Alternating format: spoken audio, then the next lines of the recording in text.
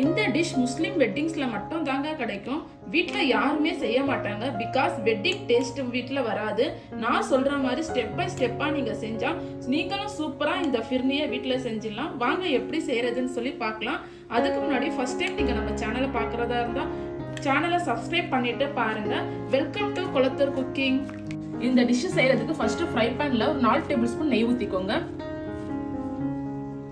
நெய் ஹீட் ஆன உடனே ஒரு 10 பாதாம் இந்த மாதிரி கட் பண்ணிக்கோங்க. 10 முந்திரி, 2 டேபிள் ஸ்பூன் சாரப்பருப்பு இதை போட்டுக்கோங்க. இதை போட்டு நல்லா கோல்டன் ப்ரௌனா வறுத்துக்கோங்க. இந்த அளவுக்கு ப்ரௌன் ஆயிடுச்சுன்னா போதும், ரொம்ப கருக விட்டுறாதீங்க, அப்புறம் இந்த ஸ்வீட்டோட டேஸ்டே மாறிடும். இப்போ இது கூடயே 4 ஏலக்காய், ஒரு டேபிள் ஸ்பூன் வெள்ளரி விதை இதையும் சேர்த்துப்போம். இப்போ இது கூட ஒரு 200 ml வாட்டர் ஆட் பண்ணிக்கோங்க. தண்ணி ஊற்றி நல்லா கலந்து விட்டுக்கோங்க.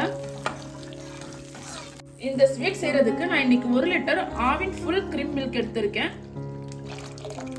1 லிட்டர் பாலும் ஊத்திக்கலாம். பால் ஊத்தி நல்லா கலந்து விட்டுக்கோங்க. உங்களுக்கு எந்த பால் கிடைக்குதோ அந்த பால் நீங்க யூஸ் பண்ணிக்கோங்க. ஆனா ஃபுல் கிரீம் மில்க்ல நீங்க செஞ்சீங்கன்னா டேஸ்ட் சூப்பரா இருக்கும். பால்ல நிறைய தண்ணி ஊத்திராதீங்க. பால் இந்த மாதிரி கொதிக்க ஆரம்பிக்கும் போது 5 நிமிஷம் சிம்ல வச்சு நல்லா சுண்ட காய வச்சுக்கோங்க. பாலை இந்த மாதிரி சுண்ட காய்ச்சும் போது கீழே அடி பிடிக்க நிறைய சான்சஸ் இருக்கு. அதனால நடுநடுல கலந்து விட்டுட்டே இருங்க.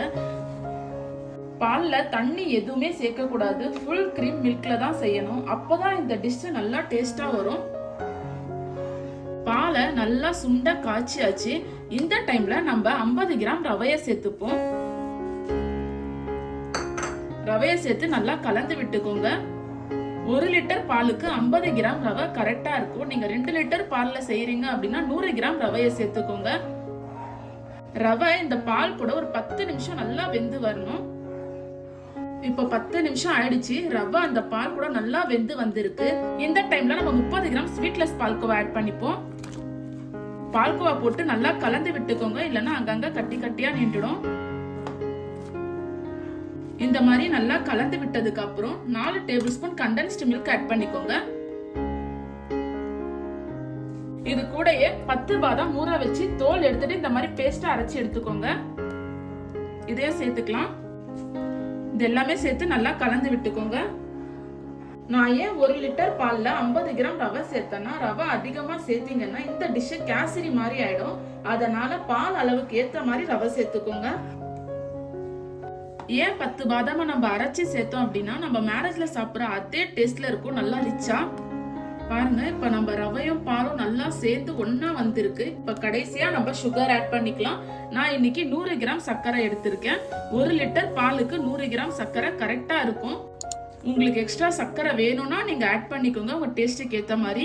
சுகரையும் போட்டு நல்லா கலந்து விட்டுக்கோங்க.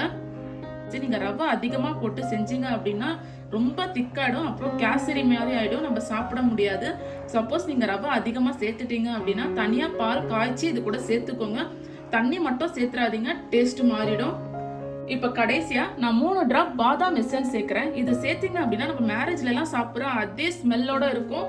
டேஸ்டும் நல்லா ரிச்சா இருக்கும் உங்களுக்கு. இது சேர்த்து நல்லா கலந்து விட்டுட்டு ஸ்டவ் ஆஃப் பண்ணிடுங்க. பாருங்க, நம்ம ஃபிர்னி சூப்பரா ரெடி ஆயிடுச்சு. இப்ப நம்ம இதை சர்வ் பண்ணிக்கலாம். ஃபிர்னி சூப்பரா ரெடி ஆயிடுச்சுங்க.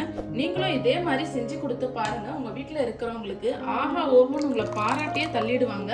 இந்த ஃபிர்னி பாத்தீங்கன்னா சப்பாத்தி, நான் கூட எல்லாம் சூப்பரா இருக்கும். நீங்க ஃப்ரிட்ஜ்ல கூட வச்சு சர்வ் பண்ணலாம். ரொம்ப டேஸ்டியா இருக்கும். நீங்களும் நான் சொன்ன மெத்தட்லயே செஞ்சு பாருங்க. செஞ்சு பார்த்துட்டு எப்படி வந்துச்சுன்னு சொல்லி மறக்காம கமெண்ட்ல சொல்லுங்க. செய்யும் போது ஏதாவது டவுட்னா கூட கமெண்ட்ல கேளுங்க, நான் ரிப்ளை பண்றேன். இந்த வீடியோ உங்களுக்கு பிடிச்சிருந்தா லைக் பண்ணுங்க, ஷேர் பண்ணுங்க. மறக்காம நம்ம சேனலை சப்ஸ்கிரைப் பண்ணிடுங்க. தேங்க்யூ.